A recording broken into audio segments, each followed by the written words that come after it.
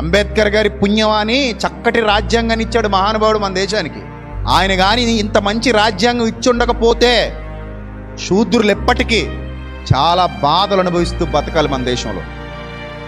అందుకే అంబేద్కర్ గారికి గాంధీ గారికి పడలేదు. అప్పుడు గాంధీ గారి వాదన వేరు, అంబేద్కర్ గారి వాదన వేరు. ఈయన ఎవరిని లెక్క చేయలా, ఎందుకంటే ఆయన నమ్మిన సిద్ధాంతం కోసం గట్టిగా నిలబడ్డాడు. చాలామందికి మేలు చేశాడు మహానుభావుడు. చాలామంది జీవితాల్లో వెలుగులు నింపాడు, చాలామంది జీవితాలను ఉద్ధరించాడు. చక్కటి అనుభవంతో రాసినటువంటి రాజ్యాంగం. అనేక దేశాల రాజ్యాంగాలను పరిశీలించే కమిటీ చక్కటి రాజ్యాంగాన్ని పొందుపరిచి మన భారతదేశానికి ఇచ్చి అప్పటి వరకు ఉన్న దరిద్రాన్ని అంతటిని నిలిపేశారు.